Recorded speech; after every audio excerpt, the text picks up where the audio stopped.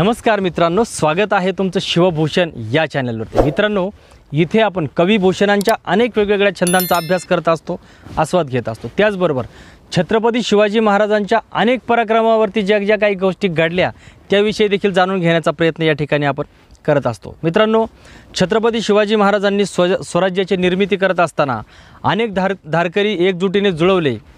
अनेक धारकरी छत्रपती शिवाजी महाराजांसाठी आपला प्राण केव्हाही देण्यासाठी केव्हाही तयार असायचे। छत्रपती शिवाजी महाराजांकडे इतक्या मोठ्या आसामी होत्या की त्या आसामी छत्रपती शिवाजी महाराजांसाठी केव्हाही कधीही काहीही करायला केव्हाही तयार असायच्या। आपल्या घरादारावरती, आपल्या व्यक्तिशः जीवनावरती तुळशीपत्र ठेवून ते छत्रपती शिवाजी महाराजांसाठी केव्हाही लढाया करायला तयार असायचे। अशी अनेक बोटावर मोजणे इतकी उदाहरणं नाहीत तर असंख्य उदाहरणं छत्रपती शिवाजी महाराजांच्या इतिहासामध्ये आपल्याला पाहायला मिळतात, वाचायला मिळतात। मित्रांनो, अशा अनेक पराक्रम घडून गेले, त्यातीलच एक पराक्रम छत्रपती शिवाजी महाराजांचा शूरवीर मावळा, त्यांचा लहानपणाचा जिवलग सखा मित्र म्हणजे शूरवीर तान्हाजी मालुसरे यांनी छत्रपती शिवाजी महाराजांना कोंढाणा उर्फ सिंहगड एका रात्रीमध्ये जिंकून दिला होता।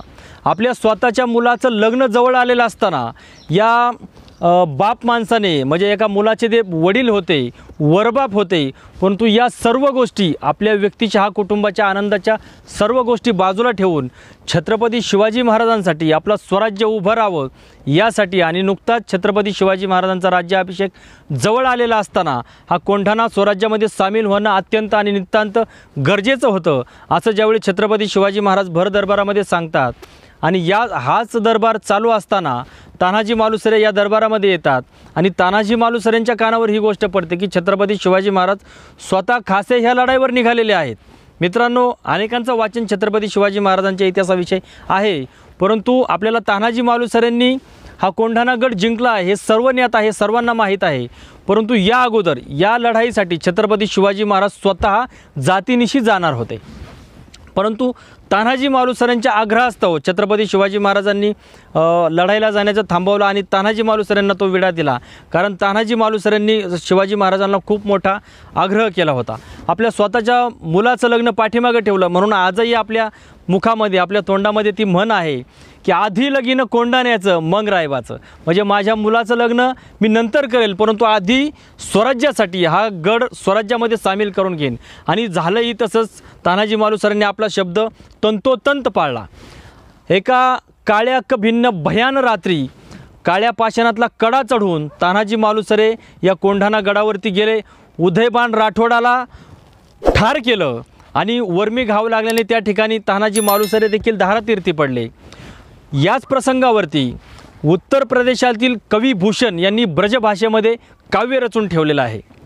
यावेळी कवी भूषण हे महाराष्ट्रामध्ये आले होते, कारण नुकताच छत्रपती शिवाजी महाराजांचा राज्याभिषेक जवळ आला होता आणि त्यावेळी हे कवी भूषण जे आहेत हे रायगडावरती मुक्कामी होते, त्यामुळे त्यांना हा प्रसंग झालेला माहीत होता, म्हणून त्यांनी या प्रसंगावरती काव्य रचून ठेवलेलं आहे। पुढे जाताना आपण बाजीप्रभू देशपांडे यांच्यावरती देखील काव्य घेणार आहोत, परंतु ते काव्य नसून संभाजी भिडे गुरुजी जे शिवप्रतिष्ठान हिंदुस्थानचे संस्थापक आदरणीय संभाजीराव भिडे गुरुजी आहेत यांनी तो श्लोक रचलेला आहे, तो देखील आपण पुढे जाताना घेणार आहोत। त्याविषयी कविभूषणांनी काव्य रचलेलं नाही, कारण त्यावेळी कविभूषण आपल्या स्वराज्यामध्ये नव्हते। असो, आपण तान्हाजी मालुसरे यांच्याविषयी रचलेलं जे काही काव्य आहे ते प्रथमतः घेऊयात। अत्यंत ऐकण्यासारखं काव्य आहे, अत्यंत ऐकण्यासारखे शब्द आहेत। हे काव्य तुम्ही जर का बारीक कान देऊन ऐकलं तर तुम्हाला याचा मराठी अर्थ जाणून घेण्याची सुद्धा गरज भासणार नाही, असे हे शब्द आपल्या लक्षात येतात। प्रथमतः आपण या काव्याचा आस्वाद घेऊया। साहित नैसिव साही निसामे निसांक लियो गडसिग सुहानो। साहित नैसिव साही निसामे निसांक लियो गडसिग सुहानो। राठी वरो को संहार भयो भिरी के सरदार जिरो उदय भानो। भूषण यो घमसान भौ भूतल पैलत लोथनी मानो मसानो। ऊंचे छतज छटा उचटी प्रगटी प्रभा प्रभात के मानो। प्रभा प्रभात के मानो। प्रभा प्रभात के मानो। म्हणजे एका भयान काळ्या भिन्न रात्री हे तान्हाजी मालुसरे काळ्या पाषाणातील कडा चढून सिंहगडावरती गेले आणि त्या ठिकाणी गेल्यानंतर उदयभान राठोडाबरोबर त्यांनी घमासानाचं युद्ध केलं, घमासानाशी लढाई झाली। लढाई इतकी जबरदस्त होती की कवी भूषण त्या प्रसंगाचं वर्णन असं करतात, भले हे अतिशयोक्ती असेल कवीच्या मनाने की परंतु रक्ताचे लोटच्या लोट वाहत होते.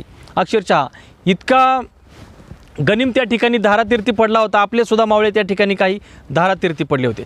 जबरदस्त लढाई झाली होती.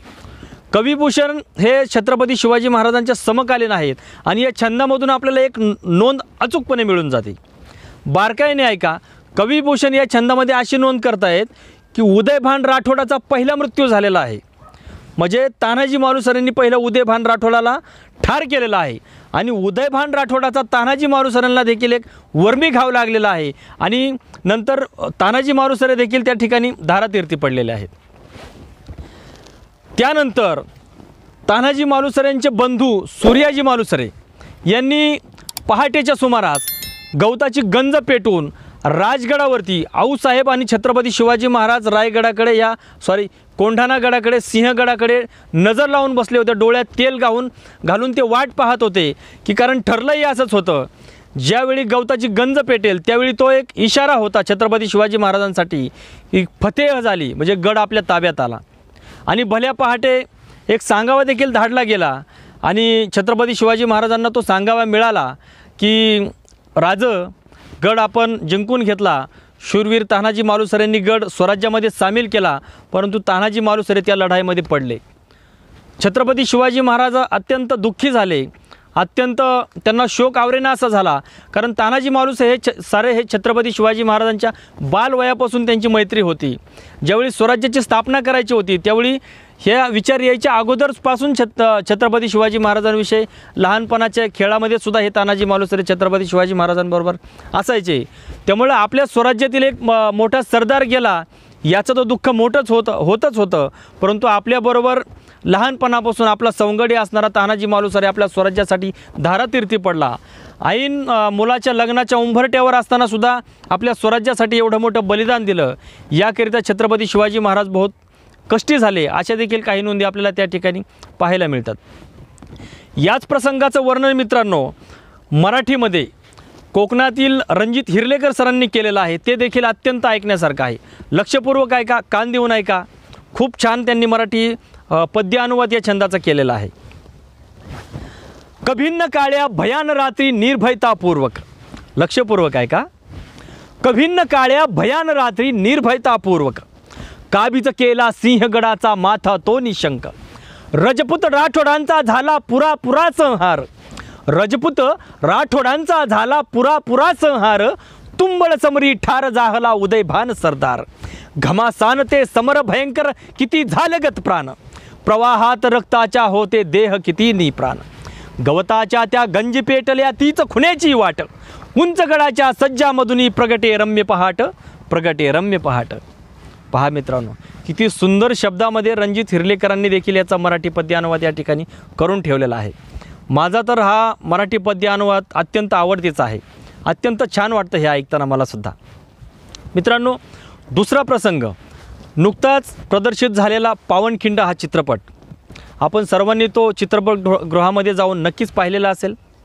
मित्रांनो, हा चित्रपट पाहिल्यानंतर आपल्या स्वराज्यातील एका सरदाराने एका मावळ्याने किती मोठं बलिदान दिलेलं आहे हे पाहून आपल्या डोळ्यामध्ये आपल्या हृदयामध्ये खंत वाटल्याशिवाय राहत नाही, वाईट वाटल्याशिवाय राहत नाही ना आपल्या डोळ्यातून पाणी आल्याशिवाय त्या ठिकाणी राहत नाही.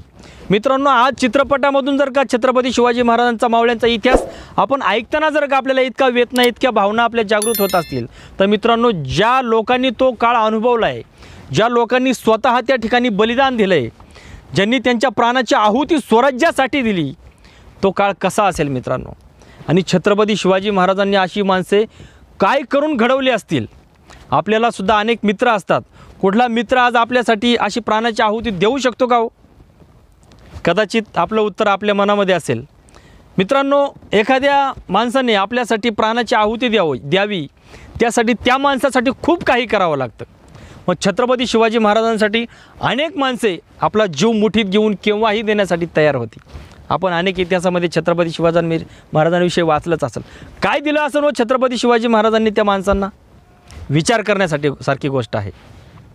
पावनखिंडसारख्या चित्रपटामधून तुम्ही छत्रपती शिवाजी महाराजांचा तुम्ही इतिहास त्या ठिकाणी पाहिला असेल, अनेकांच्या वाचनात देखील आलेला असेल. काय प्रसंग होता तो.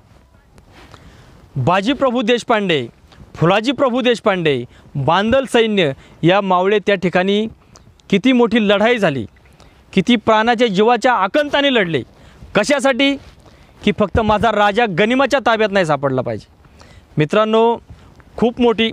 आणि हा प्रसंग घडायच्या अगोदर ज्यावेळी महाराज गडावरून पन्हाळगड उतरून खाली आले, योजना ठरल्या 2 पालख्या करायच्या. एक छत्रपती शिवाजी महाराजांची आणि एक शिवा काशीदांची. शिवा काशीद म्हणजे एक नाभिक समाजामध्ये जन्माला आलेला एक माणूस, नितांत श्रद्धा छत्रपती शिवाजी महाराजांवरती. मित्रांनो, हा शिवा काशीद जो आहे तो छत्रपती शिवाजी महाराजांची हजामत करण्यासाठी गडावरती जायचा. त्याच्याकडे काय खूप मोठं शूरवीर असा योद्धा म्हणता येईल असं काही नव्हतं, परंतु आतोनात निष्ठा होती. इतकी निष्ठा होती मित्रांनो की मृत्यू समोर असताना सुद्धा त्या मृत्यूला मिठी मारायला जायचं आहे. मित्रांनो, माझ्या दृष्टीने एक वेळ लढणं सोपं, कारण लढताना आपल्या मनामध्ये एक शाश्वती असते की आपण मारणार तरी किंवा मरणार तरी, पण मारू पण शकतो कारण आपल्या हातामध्ये हत्यार असतं. परंतु इथे मात्र फक्त मरणाला आणि मरणालाच मिठी मारण्यासाठी जायचं होतं. तरीसुद्धा हा शिवा काशीद नावाचा मावळा त्या ठिकाणी छत्रपती शिवाजी महाराजांसाठी हसत हसत तयार झाला. आणि मित्रांनो, हा खरोखर शिवा काशीद छत्रपती शिवाजी महाराजांचं रूप बनून त्या सिद्धी जोहरला सामोरा गेला. आणि छत्रपती शिवाजी महाराजांना जितका वेळ लांबच जाता येईल तितका त्यांनी त्या सिद्धी जोहरचा वेळ त्या ठिकाणी वाया घालवला.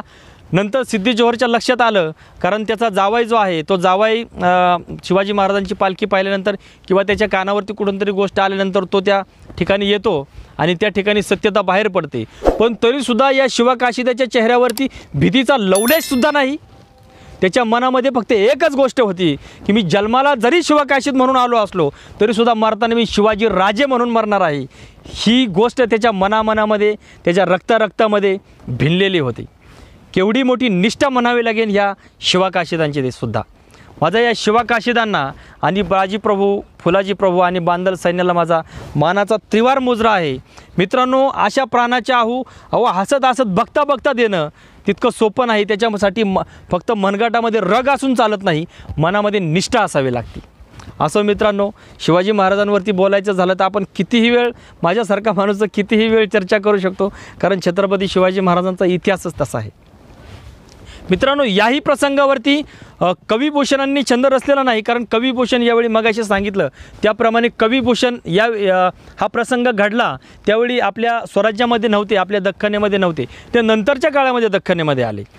परंतु या प्रसंगावरती अलीकडच्या काळामधील श्री शिवप्रतिष्ठान हिंदुस्थानचे संस्थापक आदरणीय भिडे गुरुजी यांनी 2 श्लोक रचलेले आहेत.